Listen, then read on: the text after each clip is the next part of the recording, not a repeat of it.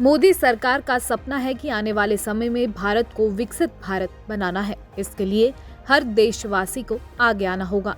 केंद्र में एक बार फिर से भाजपा की सरकार बनानी होगी। ये बात पूर्व मुख्यमंत्री प्रेम कुमार धूमल ने सुजानपुर विधानसभा क्षेत्र की ग्राम पंचायत सराहकट में आयोजित विकसित भारत रथ यात्रा के आगमन पर कही। उन्होंने कहा कि भारतीय जनता पार्टी जो कहती है वह करती है। यही प्रधानमंत्री नरेंद्र मोदी की सबसे बड़ी गारंटी है।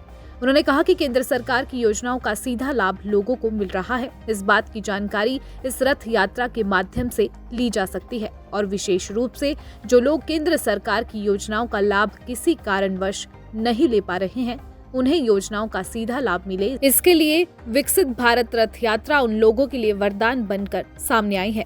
इस मौके पर सुजानपुर भाजपा के मंडल अध्यक्ष प्रोफेसर विक्रम राणा ने भी विकसित भारत रथ यात्रा पर विस्तृत जानकारी दी। उन्होंने कहा कि केंद्र में एक बार फिर से भारतीय जनता पार्टी की सरकार बनानी है। इसके लिए हिमाचल से 4 सांसद जितवाकर दिल्ली भेजने हैं। उन्होंने कहा कि केंद्रीय सूचना प्रसारण एवं खेल मंत्री भारत सरकार अनुराग सिंह ठाकुर बेहतरीन काम कर रहे हैं। शिक्षा, स्वास्थ्य और खेलकूद तीनों श्रेणियों में उन्होंने बेहतरीन काम करके हिमाचल प्रदेश को देश के विकसित राज्यों में शामिल किया है। योजनाएं जो है वो धरातल पे उतारी जा चुकी हैं और भाई और बहनों, आप हैरान हो गए सुन के कि ज्यादातर योजनाएं जो है वो महिलाओं केंद्रित हैं। ज्यादातर जो योजनाएं हैं वो महिलाओं को समर्पित है।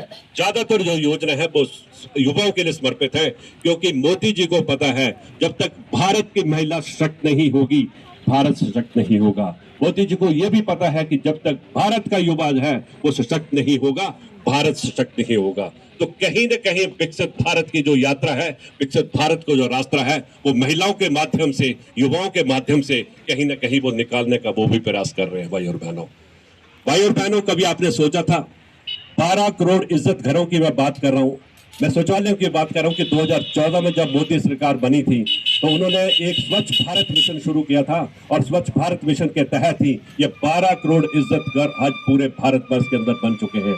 आज मेरी किसी बहन और माता को रात के अंधेरे की इंतजार नहीं करना पड़ता है और नहीं रुकना पड़ता है। आप देखिए कि स्थितियां कैसे बदल रही हैं। ये स्थितियां आपके सामने हैं, इनको पहचानने का भी आपको कोशिश करनी है। 2014 के ऊपर इसी बात के ऊपर कांग्रेस के मित्रों ने बहुत कटाक्ष भी करी थी, बहुत मजाक भी उड़ाया था कि किस काम लग गए मोदी जी आके शौचालय की बात कर रहे हैं। लेकिन उनको नहीं पता था कि जब तक हम महिला को स्वाभिमान से जीने का अधिकार नहीं देंगे, जब तक महिलाओं को हम सम्मान नहीं देंगे, भारत का सम्मान नहीं होगा।